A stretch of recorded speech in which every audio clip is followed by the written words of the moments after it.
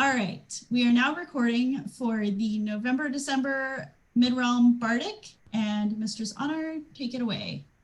Hi, everyone. So, thank you all so much for joining us this lovely and cold day. I know many of you have snow. I'm jealous of those of you who have snow. We just have gray, but it's okay, it's fine. Today's theme is solstice, which is fortuitous because the solstice this year is 3 days away. So I'm looking forward to everyone's offerings. Our first performer is Leah Dunn. So Leah Dunn, if you would please unmute yourself and take it away. Thank you so much. The song that I've chosen for tonight is actually a modern carol. It's only a few years old, but to my way of thinking, it sounds like it belongs in the SCA. It's got that feel to it, and it's specifically about the solstice. It's called the Hallsway Carol by a fellow named Ian Frisk and Nigel Eaton. And they've actually generously given people permission to perform it as long as you're not making any money off of it. So woohoo, here we go.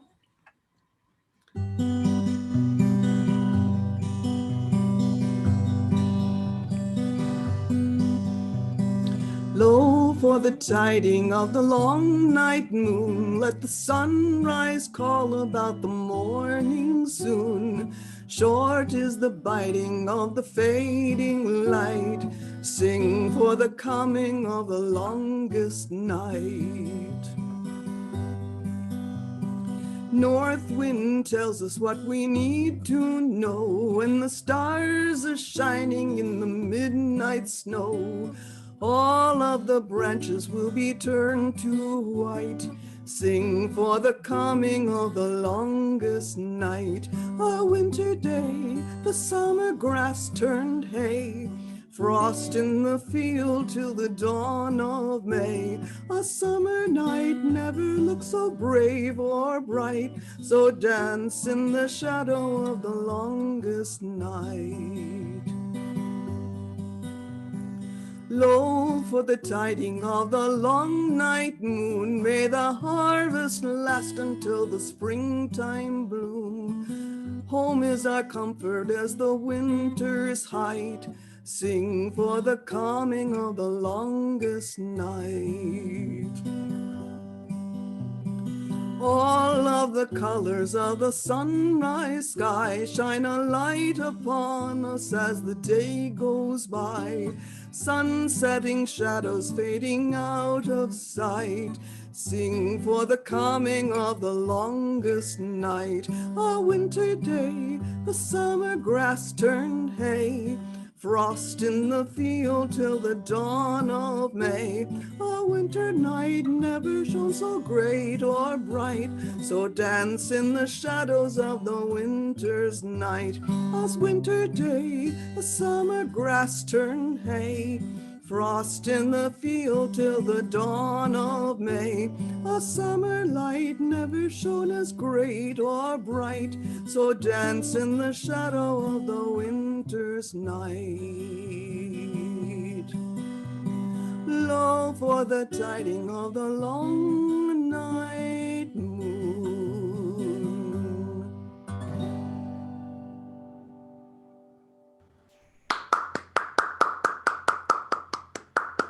Well, that was lovely. Thank you so much for bringing that to us and for sharing it with everybody. I always appreciate the offerings that you bring to these showcases. So I always look forward to seeing what you have up your sleeve. Thanks for having me. Of course. Our next performer is new to the showcase, Carolyn De Mercier. So, Carolyn, if you would please unmute yourself and take it away.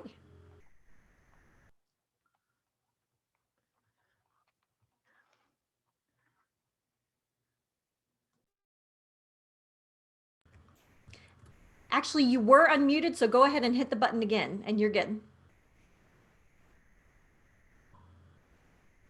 There you go. Perfect. I have an original story that is based on true dates and events, but the story is fictional. I'm going to tell you something that happened a long time ago. I may be old now, But when my story began, I was about 14 years old. It was in the year of our Lord, 1223. And we lived in a little town in Italy called Gresio. My father was a farmer. He had regular farm and he had oxen and pulled the plows. But he did something else that made money for our family. He raised donkeys. He bred them and sold donkeys that people needed for beasts of burden and to pull carts. And I was kind of natural with animals. My father had 6 daughters and no sons. So I helped out in many ways. We all had to do chores, but mine seemed to work with the animals, particularly with the donkeys. And into our life came a man who was a monk. His name was Francis. Later on, he became known as Saint Francis of Assisi. But Brother Francis knew my father. And one day he came to him. It was in the Advent season.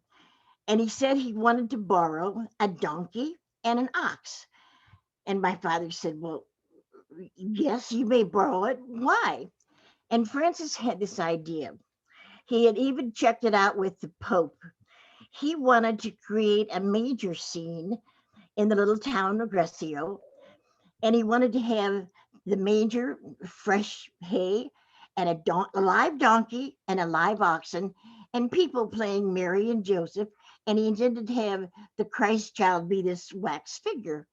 My father thought it was an unusual idea, but the monk seemed so excited, and he was such a nice, humble man that my father said, well, fine, we'll be willing to help out. Uh, I have an old oxen tethered and having some fodder. He will stay put for a while, but I'm not sure about a donkey. Um, they don't like to do what you tell them to do and to stand still very long. And then he looked around and he looked at me and he said, but if you take my daughter Carolyn and have her nearby, we have a donkey who will be more than willing to be in your scene. And Brother Francis looked at me and he smiled, this sweet, beguiling smile, and said, young lady, you are the right age and the right size. Will you play the Virgin Mary for me? I, I just didn't know what to say. I was I was so honored, and well, I consented. My father said it would be all right, and so Brother Francis had a little like cave among the hillsides, and he invited the local farmers. It was going to be a Christmas Eve midnight mass. So a lot of people came, and he had the scene set up. Oh, it was wonderful. And he had a little manger with the straw. And we brought the ox, and I brought my favorite donkey who would do whatever I said. And with me kneeling beside the manger, he was going to stay put. And the oxen is old, and he was tethered, and he was fine. And then Brother Francis told the story from the Bible. And he was so tenderhearted and emotional. And when he got to when he was talking about the Christ child, he couldn't even get the name Jesus out. He called him the babe of Bethlehem. But it was a wondrous thing. And the people were all excited. And it was just a highlight in my young life. Years later, actually, almost 3 years later, it was 1226. And my father had a trip he had to take to Assisi, a trip with dealing with the donkeys. And he asked me to go with him. And we had heard these small towns get messages that Brother Francis had taken ill and he had come to Assisi, one of his favorite spots, and he came there often. He actually was to the point of death. And by that time, he was near blind. He was a very bad vision problem. And I told my father, I wanted to see him again. I felt a need to see him again. And my father didn't think they would allow me to, but we went into Assisi, And my father had been dealing with donkeys for a long time and knew many of the merchants and many of the brethren in the church. And he told them that Francis was like a spiritual mentor for me. And he was able to get me in to see him. Now he was in this little cot, a hut and a cot, and he looked terrible. I could tell he was dying. It was late fall, and I, I was young. I had never seen a person in that state before, but I tried to talk to him, and he wanted to talk to me. He didn't really want to. He wanted to talk, and he told me I was forgiven of all my sins. And he said, Carolyn, come. I have had several visions in my life, and it's been a lot to our religion, but I've had a new one, and it involves somebody like you. And he told me that the winter solstice, when it came in a few months, something special was going to happen. And I was to go out and look at the night sky into the southwest, and I would know that the message was there. And then he whispered to me some wondrous things that I listened and left because he was so sick.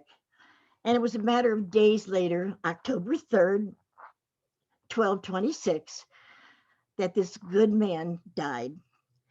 And I really grieved because he was a fine, fine man. And when we came home and it got to be toward Christmas time again and the winter solstice, I remember his words. And I went out at dusk as he had told me to and whispered to me and looked at the sky. And it was a normal, beautiful sky. And as Francis would say, sister sun had been setting and brother moon was coming up. But I looked at the horizon and suddenly there was a brightness in the sky that I'd never seen before. And then it was a brilliance and it lasted for several seconds. And I could hear what he had whispered to me. It seemed to be booming. And he said, God is in his heavens. All is right with the world. His magnificent will always be seen, and his truth endureth forever. And his message was written in the sky. And that's the message that I gave to my friends, that it would be all right. Darkness would come, but God's life and light would always be there, as seen through the life of St. Francis of Assisi. Amen.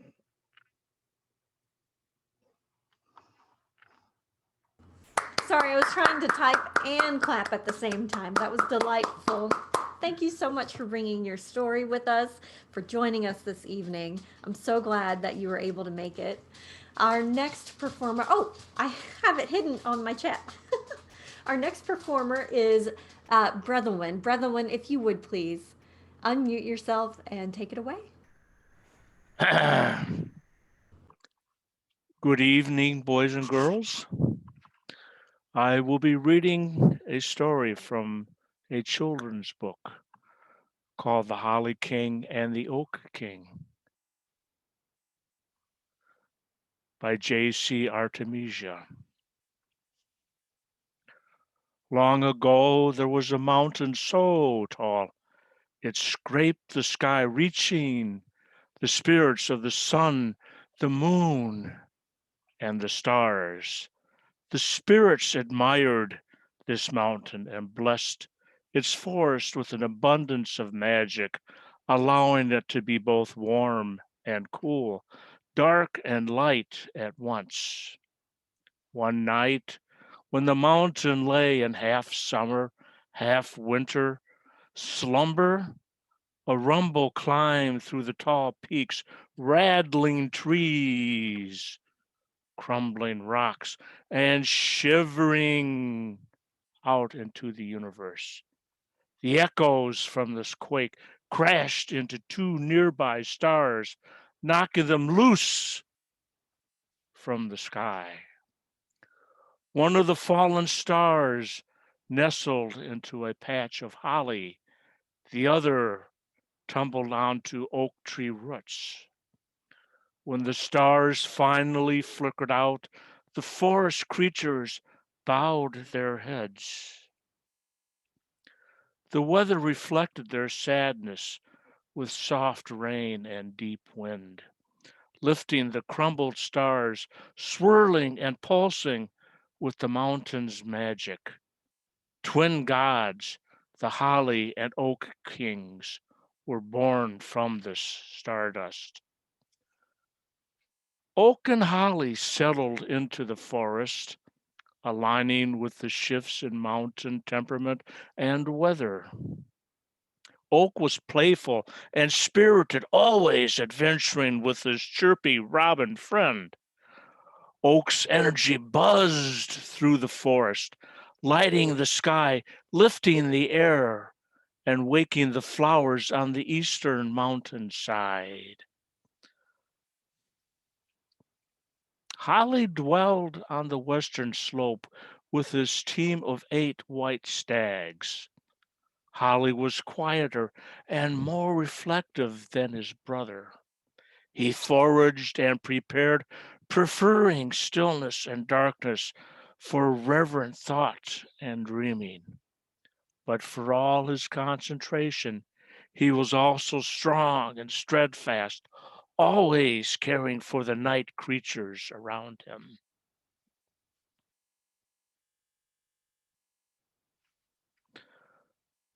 Despite their differences, the brothers loved each other.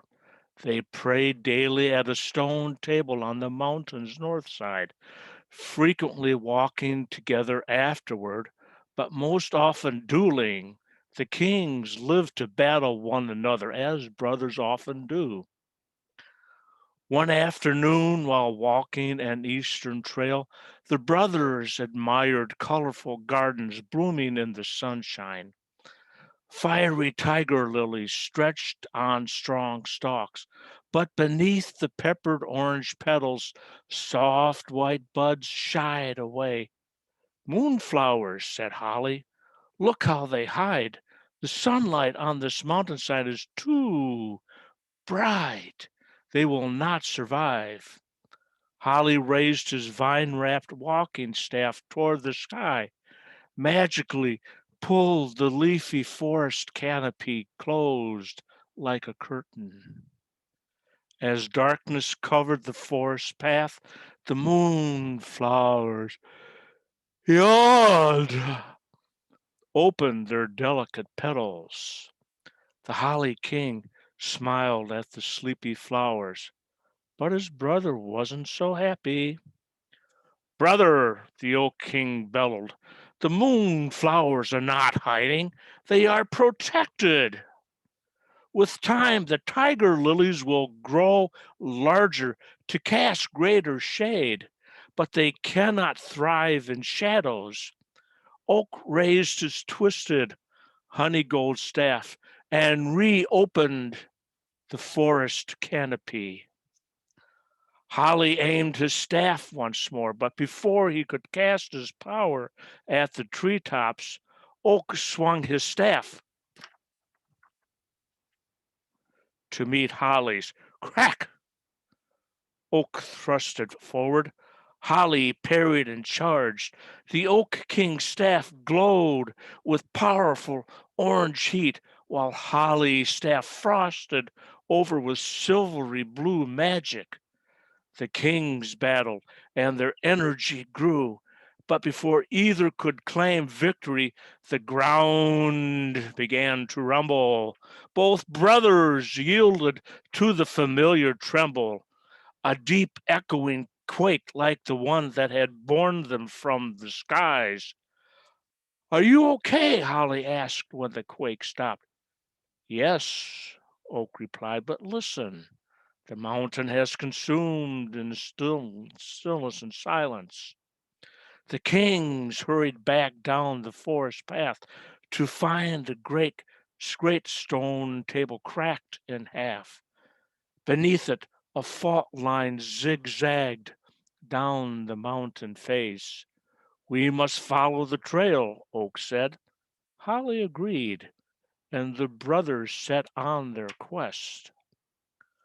The fault line led the brothers to the base of their mountain. This is the land of the humans, Holly assessed. Our exploring must end here. We are not of this world. That may be so, Oak replied, but we share the earth's plane. Something is wrong with our Earth Mother. I can feel it. I feel it too, said Holly. But our forms may frighten the humans, for they are mortal, and we are of the stars. He stamped his staff on the ground.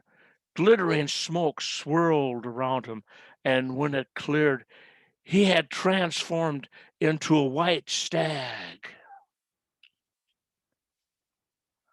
Oak, too, struck the ground with his staff, transforming into a robin. In these forms, the kings journeyed off their mountain. In the human world, the kings observed a land that could not alter its climate as their magical mountain could. Humans everywhere scrambled to sow and harvest crops under unpredictable weather.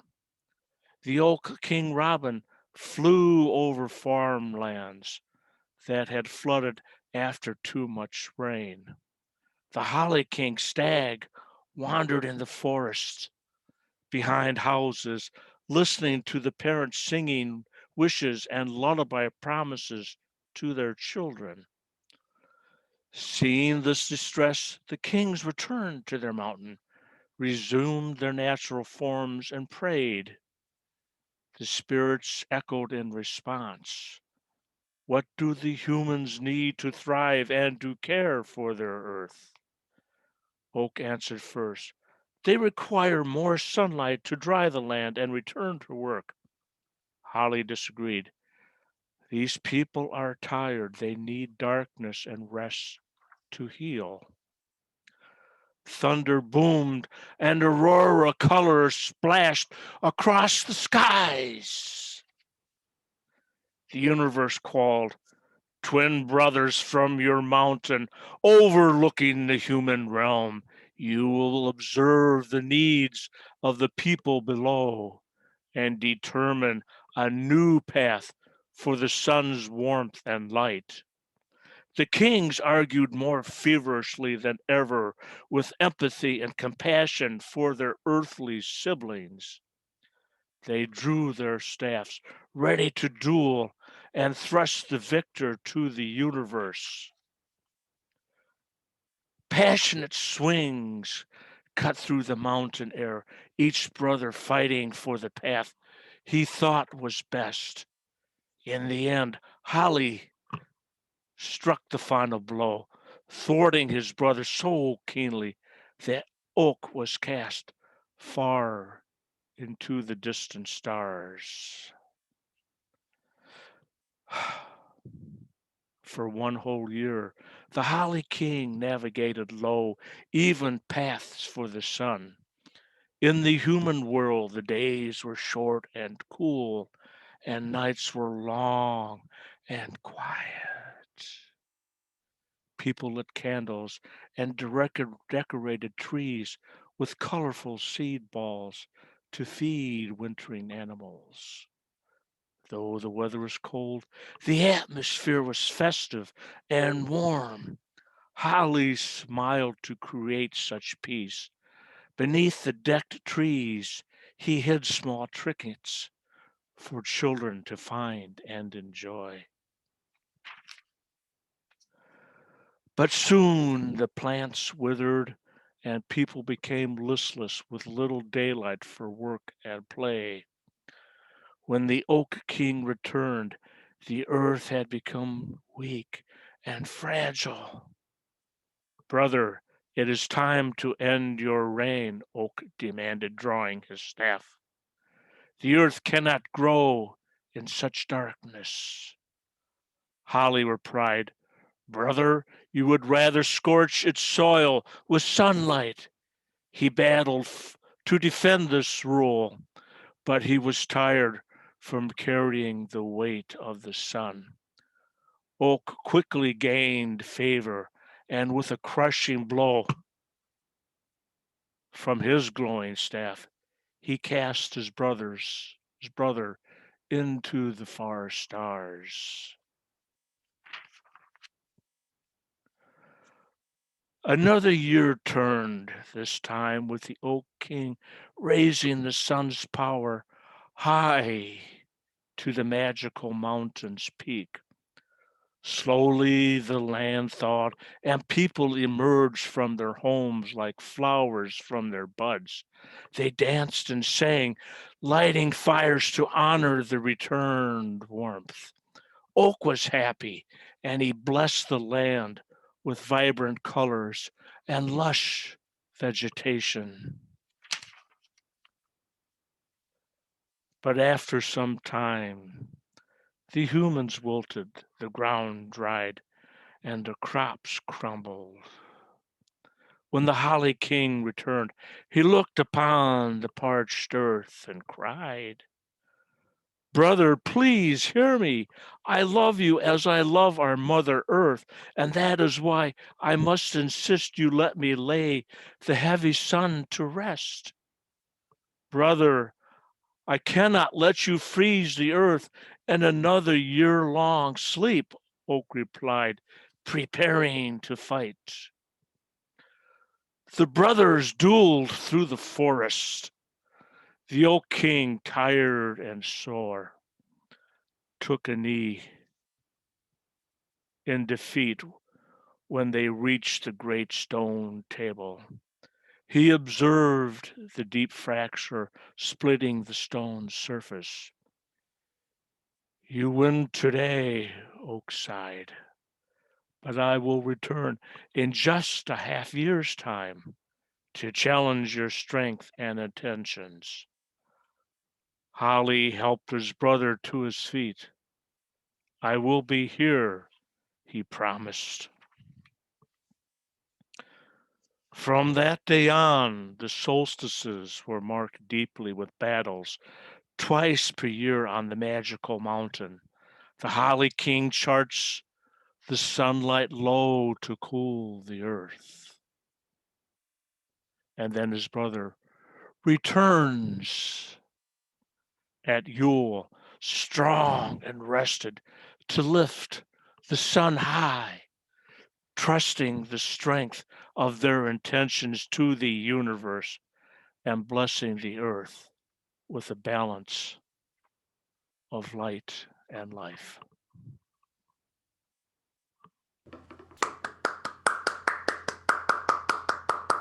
Thank you for bringing that story to us, and it fits perfectly. I appreciate hearing how the solstice and the Yule came to be. So, thank you for that. You are very much welcome. Our next performer is Hilla Stormbringer. Hilla, if you would please unmute yourself, and Brotherwin, if you would, thank you. Take it away. All right. Is this audio working better? Excellent. So I, a few years back, wrote a solstice carol, actually, and I'd like to sing that for you now. And it is called Winter Carol, or Shine Light Shine. Light a candle in the night, shine, light, shine, through the dark so strong and bright, shine, light, shine. Gather now and let us go, shine, light, shine, or to wander through the snow, shine, light, shine. Peace on earth, goodwill to man, let us sing it out again. Shine, light, shine, shine, light, shine. Raise your voice and let us sing, fa la la, for the winter caroling, la la la, through the night so cold and long, la la la. Hear the bells ring back the song, la la la. Peace on earth, goodwill to man, let us sing it out again. La la la, la la la. See the stars up in the sky, shine, light, shine. Joyful hearts are lifted high, shine, light, shine. With the morning comes the sun, shine, light, shine. Bringing lights to everyone, shine, light, shine. Peace on earth, goodwill to men, let us sing it out again. Shine, light, shine, shine, light, shine.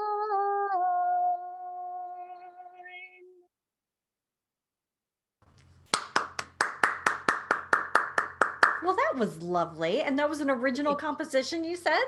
Yes, it is. It was beautiful. Thank you so much. Thank you. Yes, and I'm glad that we were able to get some good audio and video working for you. Goodness.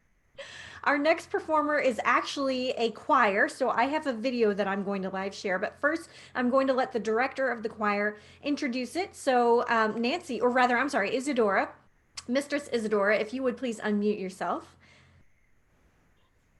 Okay, can you hear me? Yes. Okay, good. So, members of our choir, obviously unable to get together, have provided their voices, which we magically managed to put together, and then the pictures also were put together. They will be performing for you today, Green Growth of Holly. Green Growth of Holly was attributed to Henry VIII, questionable back and forth whether he wrote it or not, but there is a poem that he did write about that around the same time, 1518, 1520, somewhere around there.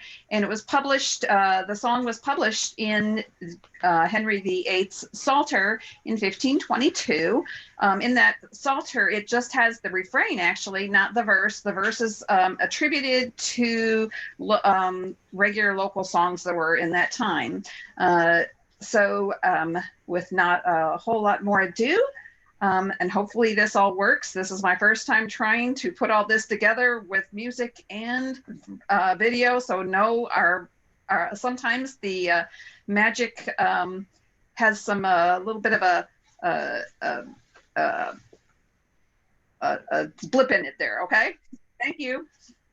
And all right. Do you need me to? You can go ahead and mute yourself now. I'm going to share my screen and share the video. Okay. Okay. Thank you. Awesome. Without further ado, here's Flama Coram.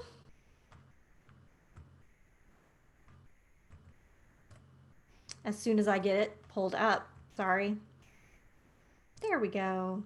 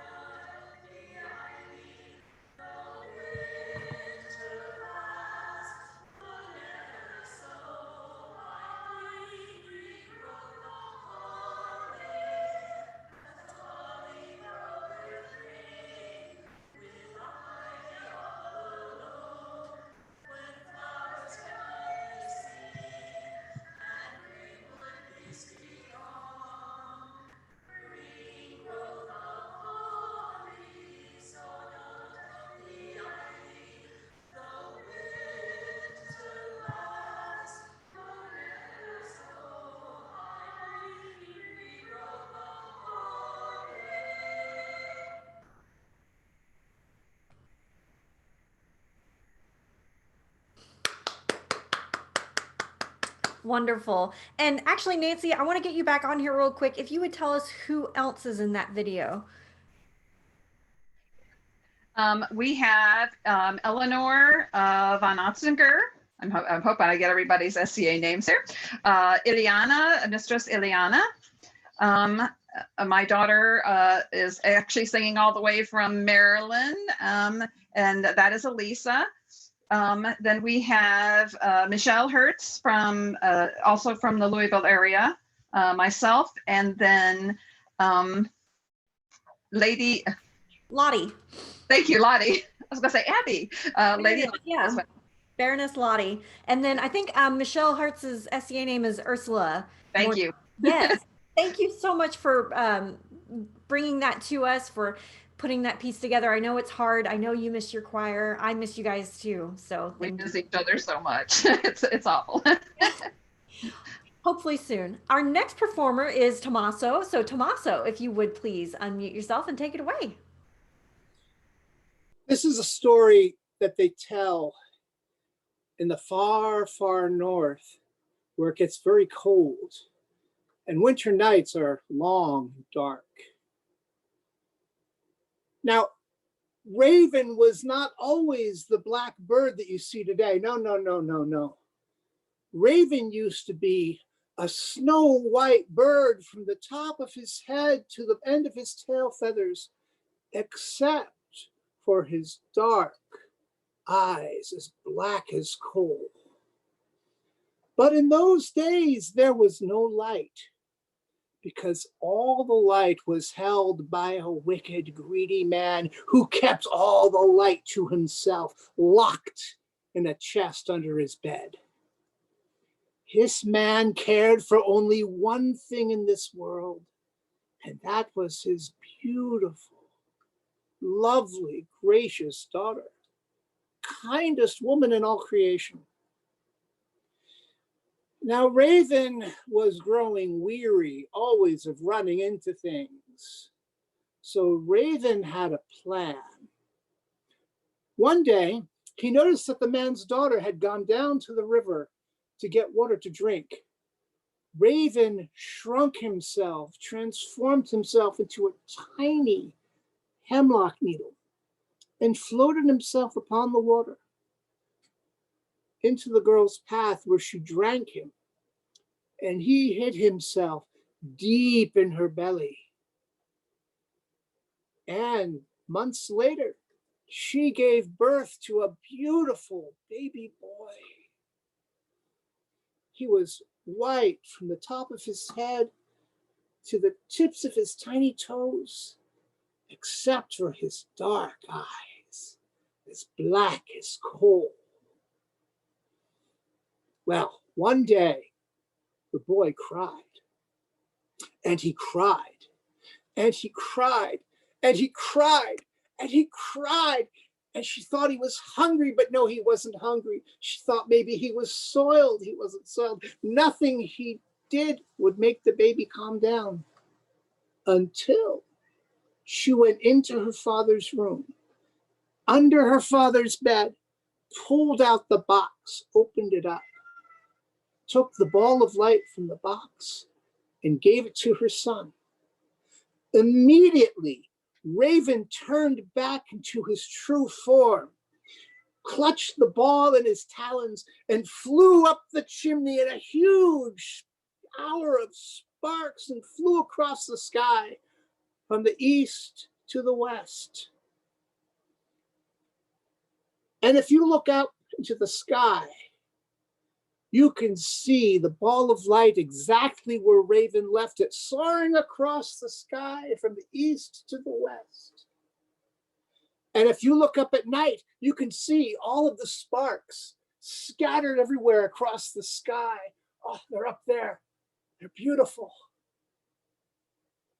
And Raven was so covered with soot and ash from the chimney that Raven is now black from the top of his head to the tips of his tail feathers, just like every raven that you see to this very day.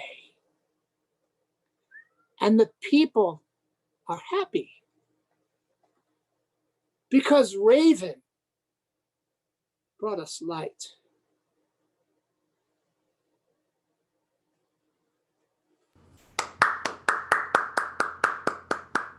Wonderful. Thank you so much. You don't usually bring us stories, so that was quite a treat.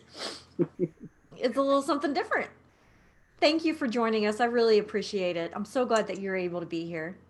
Thank you, Anna. Of course. Our next performers are Aenor of Amber Hall and Harun Ibn Uller. So Aenor and Harun, if you would unmute yourself and take it away. Thank you very much. Hello, Midrealm. Hello, Midrealm. So this is a song. Oh, am I? Who's speaking? All right. This is a song that Aenor and I. Yeah, this is a song that Aenor and I composed. That was a big inside joke, and we just submitted you all to it, and I apologize. That we wrote together about. Well, I guess you'll just have to listen and find out. Do you have anything to say before we? Harun started writing a very serious thing about the whole solstice, and I was in the kitchen, and I said what I thought the solstice. Oh yes, I'm broken. Sorry. I said what I thought the solstice was about, and this song came out of it. And I was like, you know what? Let's do that. Let's do that. Crying out loud. Okay. Because it's true. And now they're all very curious. In the hardest of months, it's the greatest of mirth, as any can see by the size of our girth. May our bellies in winter never be flat. This solstice let us be happy and fat. This solstice I bet will be happy and fat. Throughout the winter we're slimmer and hotter, but then in the winter we're raiding the larder. To combat the cold, don't fret for your figure, just reach for the food that will make it get bigger. Some say that this season's a suffering sadness, and add 6 eggs to the bread, it's sure to bring gladness. To remember the springtime, we bring in the holly, and triple the bacon to make us look jolly. In the hardest of months is the greatest of mirth, as any can see by the size of our girth. May our bellies in winter never be fat, then let us be happy and fat. This solstice I bet we'll be happy. In dulce jubilo, in dulce jubilo. This solstice I bet we'll be happy and fat. Yep. Thanks for the reminder. The cold creeps through all the cracks in the sills and brings man and beast 100 ills. The fire's the one thing that keeps it at bay. Well, that and the brandy we opened today. For richer or poorer, we're stuck here inside. You won't get far out there, believe me, I've tried. We're safe in the hall from the hail and the sleet. There's just one thing to do, and that is to eat. In the hardest of months is the greatest of mirth, as any can see by the size of our girth. May our bellies in winter never be flat. This solstice let us be happy and fat. This solstice let us be happy fat.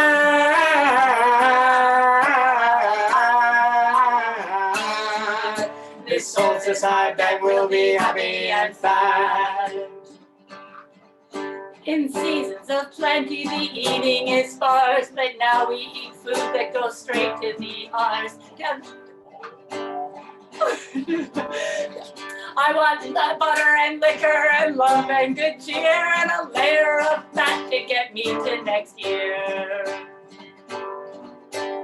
If you hear someone begrudge us or judge us, just say 'tis the season and none should well judge us. For if on the 7th day God sat to rest, well, I bet he'd a beer propped up on his chest. In the hardest of months is the greatest of mirth, as any can see by the size of our girth. May our bellies in winter never be flat. This solstice I bet we'll be happy and fat. This solstice I bet we'll be happy and fat. This solstice I bet we'll be happy and fat. That was wonderful. That was pure delight. Thank you guys so much for sharing that with all of us. You had me giggling a couple of times, and also I recognized a couple of those melodies there. So yeah, that was awesome. Our next performer is also new to the showcase, so I want everyone to give them a warm welcome, and I'm going to butcher their name even though I already asked how to pronounce it. Talisun, Word Weaver. If you would unmute yourself and take it away, and please correct me if I'm wrong. Nope, you had it correct. So I have a poem that I wrote for a member of our barony who was suffering with loneliness this time of year in the year of plague. So I give you this gift. It comes from my gut. A song I send. It seeks your ears and holds a hope to heal your heart. Winter's weight of darkness wields a heavy hand. Hard as the night, dim as the dawn, and harsh the day. Freckled with frost, frozen in time, the leaves that released the branch to lie in huddled heaps on the hoary ground are whipped by wind, dispersed and worn. The setting sun luridly sinks into ravenous reds and raven darkness. Time has tilled the earth and taken the harvest. We hurry for home, unsettled. The solstice sends a silent call. We hear on our heads the crackling hearth. We feel as a phantom the warmth of family. We taste the tempting foods at the table, and we dream of the drinks we drained together. Now the cold is calling us back to camp. Weary, we wait for winter to end, when autumn's elegy has yet to echo. Impatient, we pace a pilgrim's cell and trace a trail of faith by attrition. Lonely, we lie like leaves of a book, unread, unwritten, a record of boredom. And hungry, we hunker in empty halls, for feasting is fulsome when the family is absent. This night has been known, the gnosis is ancient. For time beyond telling, the wheel has turned, but the spokes shall spin around and spill light and laughter again on the land.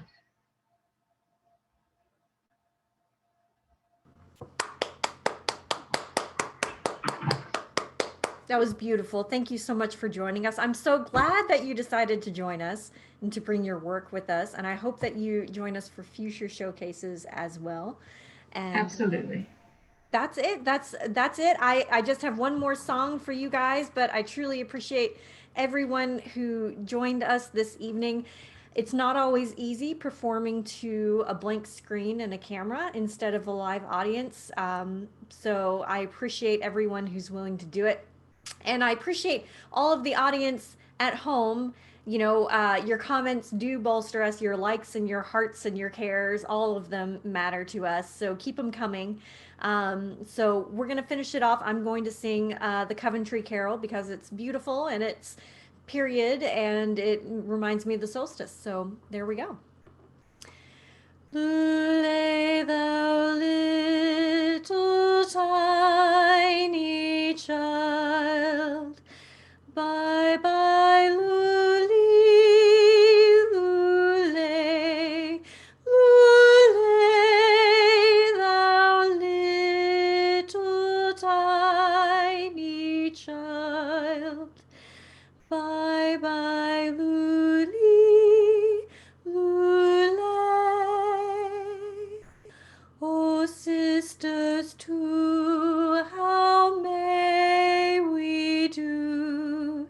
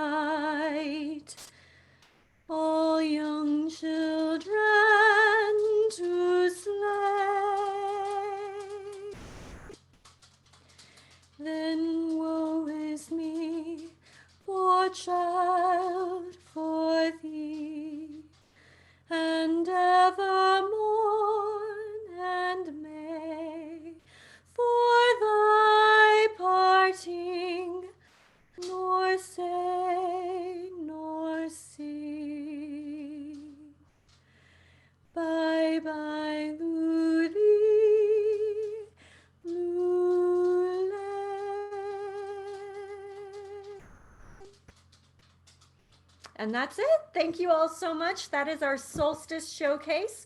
We will be back to our normal programming, so the fourth Friday of every month come January. So I hope everyone has a wonderful, safe holiday season and a blessed new year. And we'll see you in 2021. Goodbye.